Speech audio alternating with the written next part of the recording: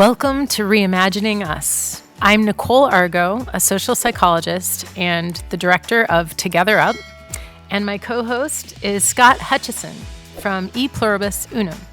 Thanks, Nichole. Good to be here. Good to be with everybody. Today we are honored to welcome Dr. Seth Kaplan.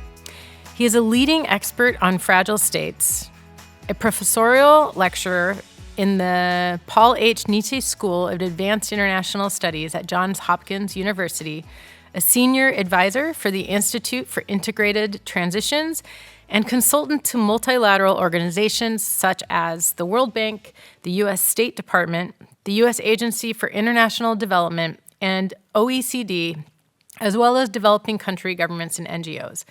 His most recent book is Fragile Neighborhoods: Repairing American Society, One Zip Code at a Time. Seth, thank you so much for joining us today. We are incredibly excited to talk about how this work overlaps with our core interests of empowering everyday Americans to build connections and belongings within their own communities. It's my pleasure, and I'm especially grateful for us being in person today for a good conversation. Us as well. So why don't we start off with some of the basics. Your work focuses on, quote, the deep, invisible dynamics that underpin societies and shape the choices people make. Can I ask, what do you mean by that? Imagine for a moment that we have this huge iceberg in front of us. If we're a boat, we're only seeing the top, what's above the surface. So what's above the surface? It's events, it's policy fights, debates on some issues, but that's maybe 10% of the iceberg. What is beneath the water? And so when we're looking at a country, yes, there's stuff that makes the news every day, mostly debates on issues, debates on personalities, politics, and again, some events, some maybe something about the economy, but there's a lot going on underneath that.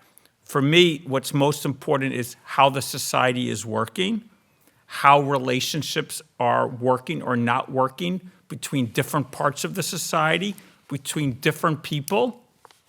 And so when I say invisible, we could talk about a lot of things, but for me, what's most important when I look at a country are what are the social dynamics. The social dynamics and the health of a society never appears in the newspaper. It's most closely reflected when you see something like number of people dying from suicides, number of people dying from drug overdoses, or things like that. But mostly, it's not in the news, and yet it is arguably the most important element in how well a country is doing or not doing well. So with social dynamics, that would include relationships, like you mentioned, social norms, level of trust. Like, what does that mean? I think on the most foundational level, it's relationships, the institutions that shape the relationships. Use the word norms. So you could say institutions as in organizations, or in many cases, social networks or unregistered institutions. I mean, relationships with your neighbors. You can't find that on a data sheet, but that's arguably been one of the greatest changes in America is our relationships with our neighbors in the last many decades. So norms are a form of institution if you think about institution broadly, and I would include the formal organizations, the informal dynamics, and the norms, and how all those things affect the nature of how we treat each other. You know, thinking about your new book, your idea, you started this conversation talking about globally and a worldview. Why did you want to take it to the neighborhood level?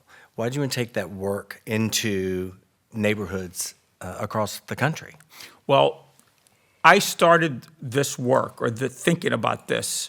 My day job for many years has been working on fragile states. I literally, in the next 24 hours, I have to have phone calls on Libya, on Nigeria. In the last, many months, I've been to Ukraine, I've been to Mexico, I've been to Northern Africa. This is my day job.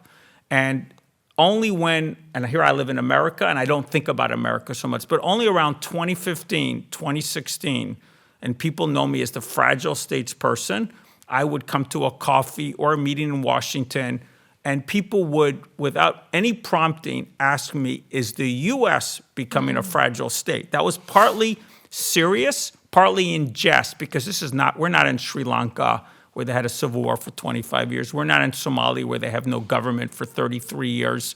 We're in America. We have a constitution for over 200 years and whatnot, and lots of great institutions. But something about that question meant that it needed serious exploration. And I spent many years reading a lot, going around like I always do, wandering. I wandered the neighborhoods of a place. I wandered the parts of a country. I literally went to Kentucky, Louisiana, Detroit, and so on and so forth. And I spoke to a lot of people. And I think my conclusion was, we talk a lot about, for example, polarization. We talk a lot about what's wrong with our country, but from a very national perspective. And when you look closely and you think, what has really changed in America? Our Constitution hasn't changed. Our political institutions haven't changed. In many ways, we have many, many more nonprofits, better technology, better companies, and yet something is clearly not going well in our society. And my work on fragile states has always been, first and foremost, what is it with the relationships and institutions? Many people focus on policy or technical answers. I always was interested in society. So I'm looking at America and asking, we have the same formal institutions, and yet we have completely different results. And so you have to ask yourself, as the leading question, what has changed in these, let's say, 50, 60 years in our relationships? And you could look at that on certain levels, the micro or the macro. But for me, what's really changed is actually not the macro, which gets the news. It's the complete decimation of the social fabric, the local community. So I didn't start looking for neighborhoods and local communities. I ended there from all this exploration with the single question, what has changed the most in our relationships that is upstream from what we are actually seeing, that above the iceberg? And what has changed the most is the clear decimation of these local institutions and local relationships. So I ended there only after all that exploration.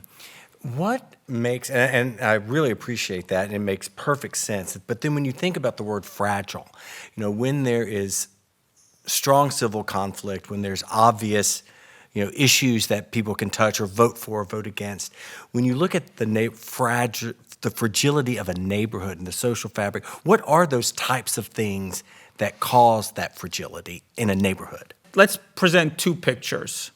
I can present a before picture. And I live in a neighborhood that's very thriving community. So if I was looking at before, the way America used to be, it's very much like the way I live right now, actually. I'm very intentional in my personal choices in terms of everything I've done, whether it was at one point embracing religion, at one point it was not being satisfied where I was living, despite the fact that I was religious, and literally going around looking at many, many neighborhoods before I decided where to live. So where I live now, I know hundreds of other people.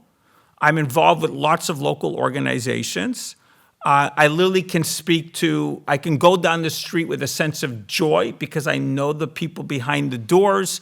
I know what they do, or at least at some level. I know what how many kids they have. I know where the kids go to school. If you ask my wife, she would tell you what was wrong with their interior decoration. I mean, you have that level of relationship. They're not my friends, they're my relationships. And we live in a sense that we have a sense of togetherness. We have a lot of overlapping relationships, and we have a lot of institutions. If I was to sit down and count, I would think my neighborhood has 20, 25 institutions. They're not all neighborhood-based, but they have a lot of stuff in the neighborhood. My kids go to a school that's very neighborhood-based. I'm on a nonprofit that's special needs kids. It's not only neighborhood-based, but maybe half the people who run it are in my neighborhood. And you could go on and on and on. We have restaurants, the owners live in the neighborhood. And so we have all these things going on. And this, I think, is how America used to be. And what does that mean is we need to spend time first of all, you're being trained every day to think that I trust these people, because if I have a problem and I bang on the door, my kid falls and has his chin is bleeding. My wife picks my son up, doesn't go to the hospital, goes down the street without telling me, looking for the closest nurse, and comes back with him Band-Aid. We don't have to think, we just react and we trust people. And it gives you first of all, it changes your psychology. It changes your norms of how you treat other people. Plus, for example, I'm on the board or I'm involved with some organization. You're constantly practicing compromising. You're constantly practicing disagreeing, but coming to some agreement in the end. So this experience is how I think most Americans, the Americans that Robert Putnam would write about, the Americans that Alexis de Tocqueville would write about, those are different types of Americans, different time periods. But it was a lot of those local institutions that people experienced. Today, if you live in the after, how things are today, you likely don't know your neighbors. You likely have very few people that you might say hi to, but you may not say hi to. You may barely recognize your neighbors. There's no local institutions. Your kids are driven to a school. You go shopping someplace else. If you pray, you go to a church someplace else.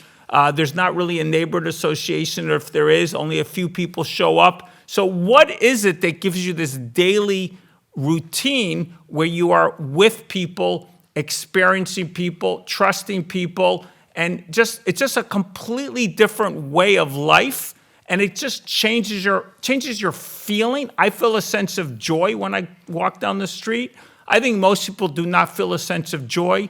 They don't even feel a sense of trusting their neighbors, and it just affects their mindset, but also affects their practice, and that has enormous implications for how we think about others, how we're trained to experience the world. And that, I think, is what we're seeing in our politics, is the downstream impact of that different interpersonal experience in our daily life.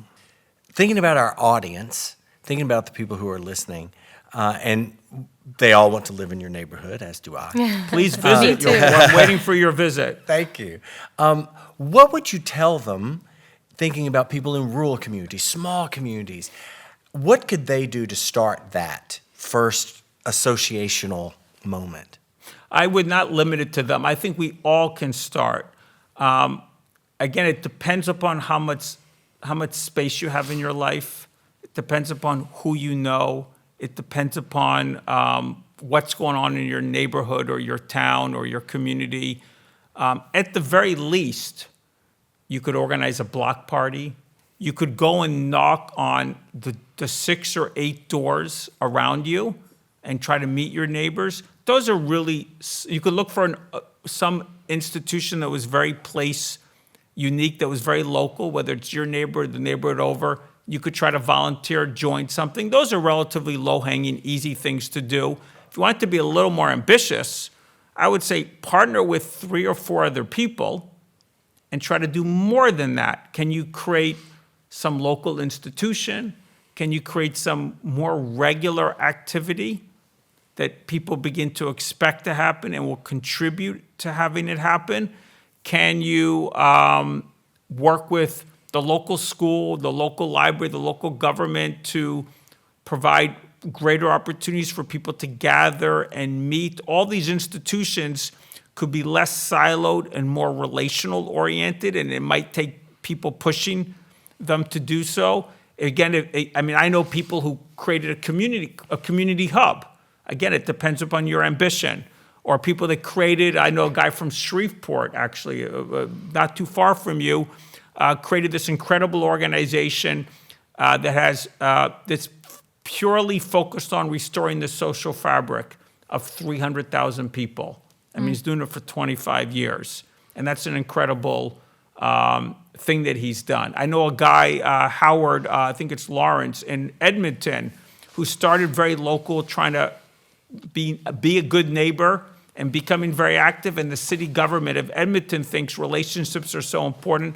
They hired him and created an office with 4 people purely focused on creating social connectivity block by block across the city. So, I mean, there's many things people can do. But at the least, you can get out of your door and try to find people in your neighborhood who want to talk to you, and find things you can do that bring people together. Could be a block party, could be a community meal. Ideally, find a partner. But if you have to, just knock on a few doors and see where it takes you. Many journeys, we don't know where they lead, but they always start with the first step. So take the first step. I love that. So what you just answered is, what can we as individuals do? I think that philanthropy, and maybe especially community philanthropies, also have a role in promoting these opportunities. And the first question they would ask you if they were here is, how do we scale this? I have read enough from your writings to know that your answer might surprise people, even though I could interpret everything you just said as a bottom-up argument, start local and change the nation. And indeed, that's our goal. Let's start a movement, right? You say scale sideways. What are you talking about?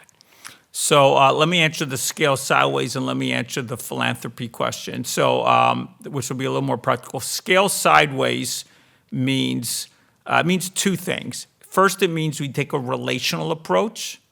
Too much of what happens is vertical, top down. But even if we do bottom up, it often means a single initiative and not necessarily relationship focused. We have great social entrepreneurs, but they often are very silent in what they do. So scaling sideways, again, is two things. The first thing is we need to have a relational lens, and we need to start initiatives that strengthen relationships as either the goal or a core part of the goal. And that, I think, is essential and actually quite rare. Very hard for me to find things that are explicitly incorporating that lens. The second part of scaling sideways is we need to think about change sideways. Again, if we're going to improve a country or a city or a region or whatever that might be, we're not going to do it in terms of an answer. Even when we say place, a place could be millions of people. We're going to do it local by local by local. I mean, you could think of it as a trans-local way of thinking or a neighborhood by neighborhood way of thinking. That means strengthening the bonds within neighborhoods, strengthening the bonds across neighborhoods, but it's about this neighborhood-centric lens and then thinking that all these neighborhoods, we have to work on them one by one.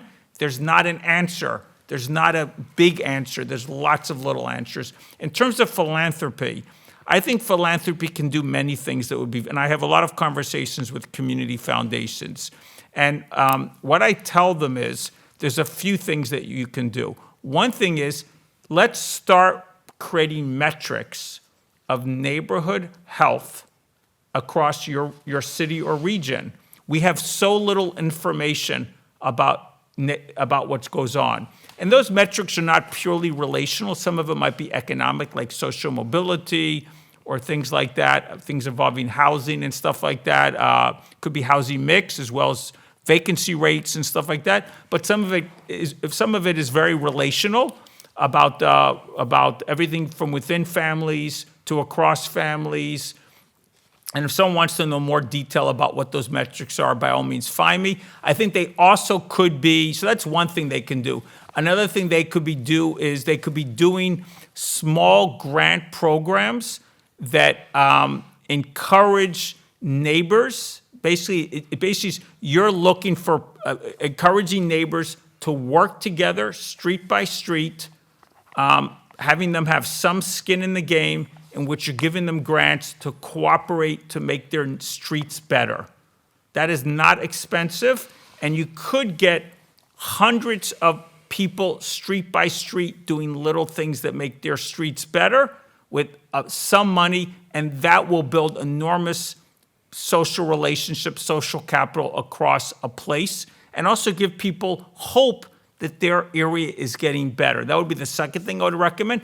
A third thing I would recommend is in fact, I would say two things. One, go through your portfolio and think about how much about what you do is building strong social bonds at the neighborhood level, and can you change your selection criteria, your evaluation criteria, in essence, change some of your portfolio to incorporate this neighborhood-centric relationship lens.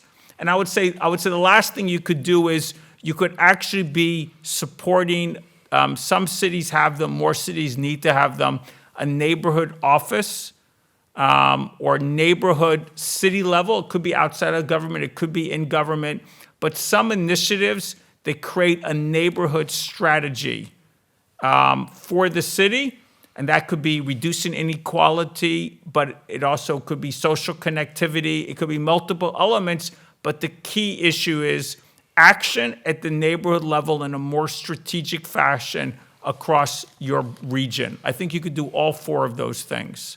Seth, this has been fabulous. Thank you so much for the wisdom, the inspiration, and the time you've shared with us today. Thank you very much. Thank you so much. Seth started this interview saying people are asking him if the U.S. has become a fragile state, which made me think of headlines I'm reading about the possibility of greater political violence in the United States. I mean, we've seen that. What do you think? To what extent is this a reason that local communities may want to invest in connecting across differences? I think that's a great question, Scott. It's a question that has been raised in a lot of circles already. So we reached out to John Paul Lederach, a renowned peace-building scholar and practitioner who has been asked a lot lately about what's happening in the United States. Is the United States heading towards a civil war? Well, it's certainly the two big questions that have been sort of landing in my inbox have been this very question about a civil war. And the second one that often comes with it is, what can I do? Which is coming exactly sort of the direction that you're headed with this podcast, which is what can everyday folks do around this? I have resisted two temptations. The first is driven by, I think, the primary image that we carry of civil war here in the U.S., which is of our own civil war from the 1860s. And I don't think that we're headed for a state versus state, region versus region type of war. The second is that I don't think that there's an exact international case. I've worked with dozens and dozens of those over 40 plus years. I don't think there's an exact international comparative case with what we have here. So what I've tried to do in a very small little book called The Pocket Guide for Facing Down a Civil War is to look more carefully at the dynamics that I have found prevalent in places where there has been open and very sustained violence over long periods of time that I've often worked with. This, just to give examples of locations, at places like Colombia, the longest standing armed conflict in this hemisphere, Northern Ireland, West Africa, Nepal. These are often situations that from the outside we refer to as civil war because they're internal armed conflicts. People locally often don't use the language of civil war to describe their own situation. In Northern Ireland, they always referred to it as the Troubles. And there's sort of a language that evolves around it. What I was after was to see if I could identify key dynamics that seem to repeat over locations and that are useful to look at with reference to how they emerge and evolve, but also then to bring forward some examples of how people responded to those dynamics. So, just to give an example of a dynamic or two, one of those is that for many of these places, when people look back, they say that they can see the beginnings of the signs of violence beginning to emerge, but it was considered to be sporadic, almost like it was sort of lone wolf for things that were happening that had reference points that they weren't quite sure how to understand. And the language of the national leadership was often, this is an exception. This is not who we are. But then at some point, that dynamic of being sporadic became more sustained. And what I saw pretty consistently was that civil wars did not happen sort of magically from the top down. There are examples of differences, but more often they happened by way of localities. So the reason for using the word pocket guide was not that it's a really short book, which it is, but it's that the image of pockets is that you need to watch what's happening where you live. You need to be more aware of how dynamics are emerging. And I think, if we do look here at the US, there are certainly signs of people expressing great concern that they believe more political violence is coming, especially during and after this election period. There are people who have been and will likely continue to arm themselves because they have fear. There are some people and groups that are stitching ways of connecting around what they feel is their last resort. Many people are using the language of survival. One of the dynamics I found pretty consistently is that when people begin to frame that their only remaining option is violence, there is a place at which it becomes possible for that violence to begin to emerge, but it often emerges more locally and then is stitched. So these are the kind of things that I was watching and trying to describe in this little book, and that are, I believe, the phrase I would use is that while we have a great deal, a deep sense of American exceptionalism, we are not exempt from the dynamics that can produce repeated cycles of violence, and that we should watch and begin to engage more carefully where we live to build relationships that create a fabric of resistance against that coming forward, primarily with the commonality that I think many of us share, that democracy requires us to do politics without violence, and that we are capable of doing that even amidst great difference and historic harm. One thing that stands out to me there is the importance of the local, and that it can look really different in different places, right? This idea of pockets and being aware of the state of our communities and what we can do there. I have a follow-up question on that, but first, did you want to follow No, go ahead, finish. And that follow-up question gets back to something you said at the beginning, which is, what can individuals do? How do we push back against these dynamics in our lives and communities? Yeah. Well, so if we put it in the if you will, the shortest form, the clearest possible concrete steps, where I've worked in many locations, I certainly have had experience at the highest level of political negotiation and a peace process where sides to armed conflict are actually coming to a table and directly negotiating ceasefires and the end of armed conflict. But the vast majority of my work has been with local communities who are often most affected by that violence. And what I found quite consistently is that they are communities often that experience this deep harm, but they're also very innovative. They have an enormous capacity. And if there were 3 small steps that I saw consistently happening across these communities, one was that they came to a conclusion that they had to reach out across their divides where they lived, that they had to find ways to, if you will, in our language here, get out of our bubbles, to not pull back. Polarization tends to push us in divisionary ways toward areas of safety, spheres of space, those bubbles of safety, where we only are talking with and engaging with people who agree with us. And we talk a lot about them, some people who are outside of that bubble, but we rarely talk with them. So the first step that I saw was that people took a risk, but only a small step of a risk, reaching out to around their communities and their neighbors and others, where they began to explore together what they knew about what was happening and how they could engage differently. This first step, I think, is really key, because too often we imagine and we experience the pressure of polarization as it moves toward greater toxicity, that is, a greater poisoning of our communities and our body politic.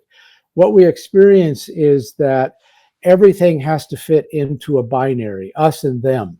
In fact, we could turn that into a verb, us and theming. And in essence, what we end up doing by the pressures of that pulling back is that we often shred the relationships that exist and have pre-existed across our differences for a variety of reasons. And we tend to try to fit plurality. That is, we're a very, very diverse people. We tend to try to fit plurality into the binary of only two sides. But we don't live in a world of only two sides. We live in a world of relationships, of engagement. We shop, we go to hospitals, we care about our schools. There are all kinds of ways that we have crisscrossing connections. And so that first step is that I found over and again, probably in the words of the women of Wajir in this borderland in Kenya and Somalia, they simply said, we sat together to see what we knew. But we sat together with a few people who were different so that we could know different perspectives on what was happening in our community. The second step is that people consistently worked hard at humanizing the face of conflict. That is, of rehumanizing the adversary, which was often an enemy figure that brought about a great deal of fear and paralysis. I mean, one of the specific outcomes of toxic polarization is paralysis. People don't quite know what to say or who to talk to or where to go. And that paralysis often creates forms of deep silence across our conversations that have to be addressed. But that requires us, in reaching out, to begin the process of, if you will, develop some of the habits of humanizing our neighbors. One of the phrases that I heard over and again from Africa to Asia was when local communities described what they were doing in face of this kind of violent conflict, they said, we just tried to engage in good neighborliness. We were just, and it sounds kind of odd to an academic who may want a really sophisticated explanation, but what they were saying is we could reach out to people that were also affected by this. And what we did was we had to reach in a way that listened to understand what they were experiencing, not just listen to their, political or ideological or, in some cases, religious viewpoints. This notion of humanizing, I think, begins with seeing a person first and a position or a background that may be ethnically or religiously identified in a second tier. So this ability to listen to understand is really asking about and having curiosity about the lived experience of other people who also live close to where we are. Even though those experiences may have long historical roots that are different, having that ability to stay with and be curious about their lived experience is very significant beyond the content of our political proposals or ideas at any given moment. And the third element, and this is maybe the hard one, this is not the work of a one-time visit or tourism. This is about staying with the conversations, even when they get rough and tough and difficult. And I think those three, reach beyond your bubble, humanize the conflict, and stay with it, what our colleague Hal Saunders called sustained dialogue, that you've got to commit to relationships even when they get difficult, are really what wove the web of capacities of local communities resisting repeated cycles of violence and actually shifting and transforming those. That's such a great point, John Paul. And I think it really echoes what research has told e pluribus unum and around our work as well, which is that there is willingness, there is an understanding, there is reticence about where to start. But one thing that I've found very interesting when we've done focus groups with folks working on building bridges around community building is that oftentimes, because of those things you just talked about, the fear of being called out, the fear of making a mistake, the things that stop me from making that connection, what we hear often is people like, I just want somebody to tell me what to do. What are 3 steps I can do? And you've mentioned, go visit. We hear things like go to a festival. Experience a culture that's different than yours, eat food that's different than yours. And it sounds so simple, but for a lot of people, that's the nudge that opens up that door and actually creates that curiosity that you spoke to earlier. Do you find that too, where that kind of prescriptive approach at the beginning often really breaks through and allows faster progress or more meaningful actions. Yeah, I think so. One of the things that that I would use to describe that is that there's a certain level of courage and intentionality that's required of us, and that intentionality, I think, is that we recognize that this is a little bit scary. This is taking me to a place that I maybe haven't done.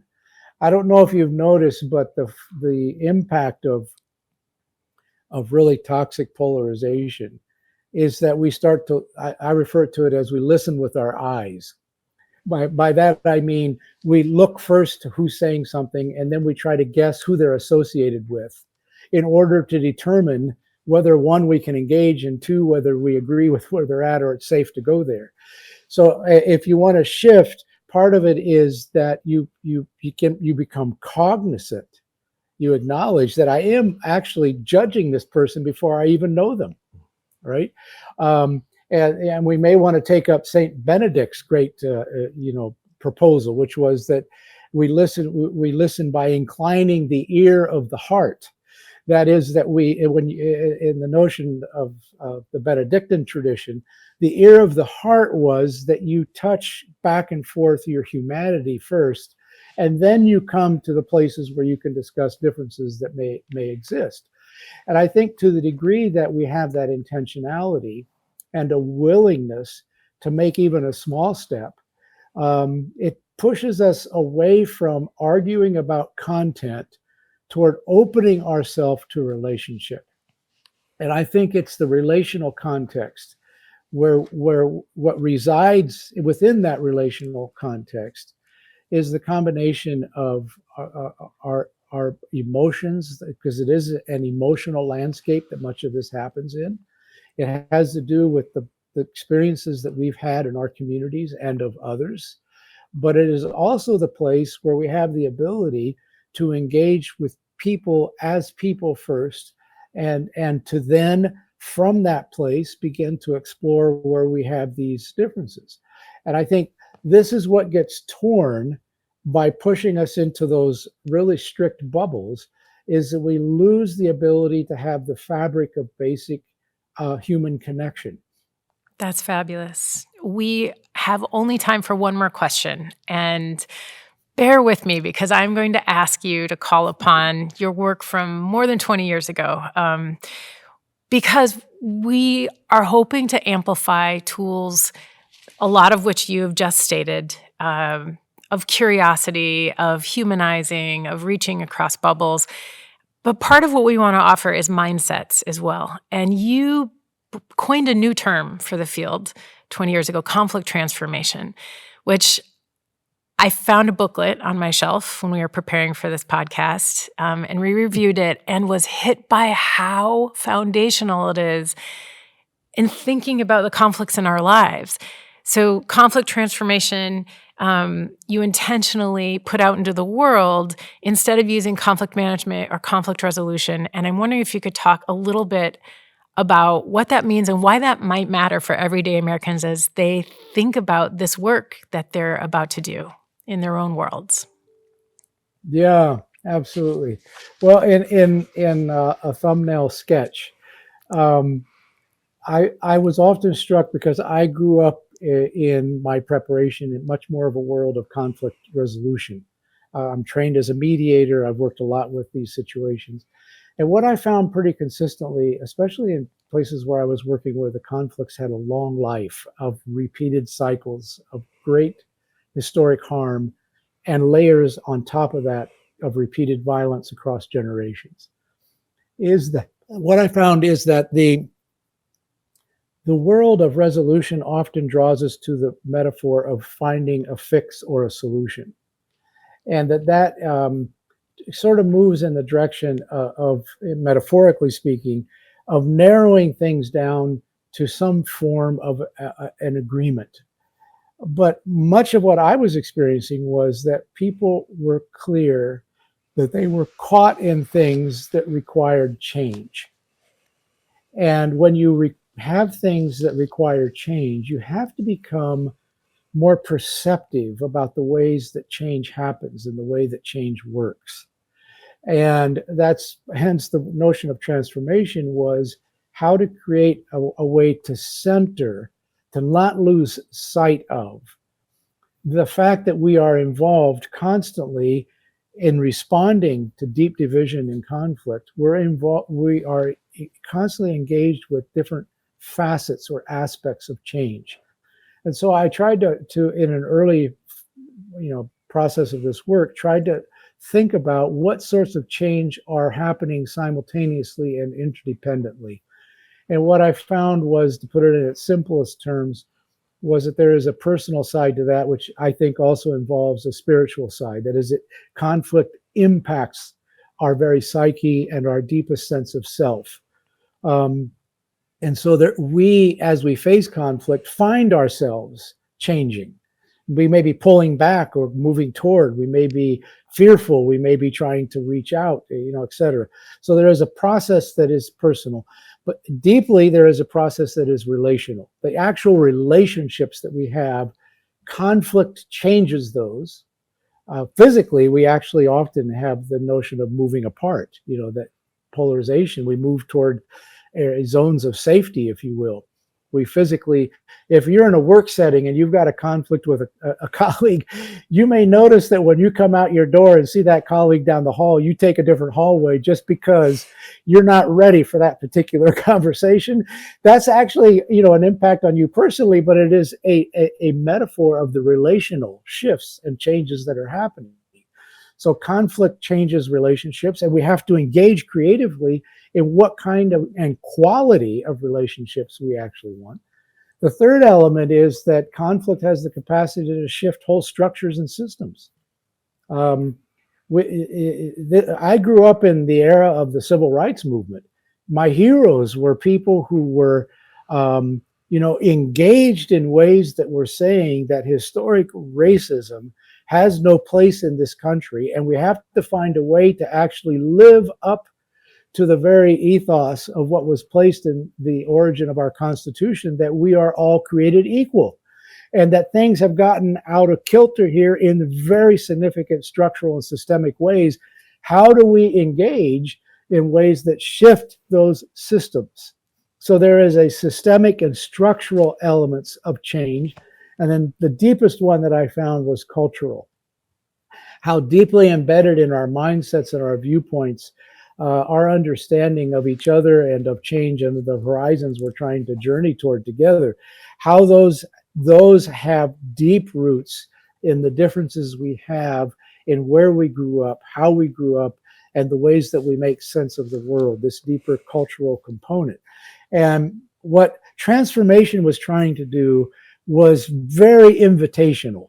It was saying that while this particular moment we have an episode of conflict that is capturing our attention and around which there are issues that we do have to find solutions, underpinning that episode of conflict, we have an epicenter of energy in our relational context that is about how we are envisioning ourselves and the changes that we need in order to create a greater sense of holistic health and well-being and an ecosystem that permits us to fully live into our humanity and our well-being as a wider community.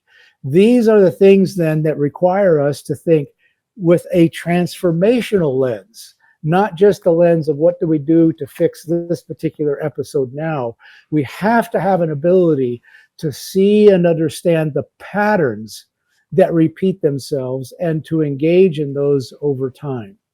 So the transformational notion, if you want to boil it to its simplest terms, is it's just asking you to think about the changes that you would really like to see and how those are connected to other people, the communities you live in, and to your very own deepest experience, and what that requires of you in order to engage in change that can make a difference, but without falling back to harmful patterns, be those interpersonal or systemic, and to do all of that to the degree possible with a capacity to fully embrace, I think, our lived and mutual humanity. Thank you. Thank you indeed. John Paul, this has been beyond profound, and I think you've left our editors with a lot of excellent sound bites, like life-changing tidbits to work with here. Thank you so much for your time and your talent and the work you're doing in the world. Thank both of you. I appreciate it. Thank you for being part of this journey with us. Until next time, stay connected, stay hopeful, and keep reimagining what's possible. See you next time on Reimagining Us.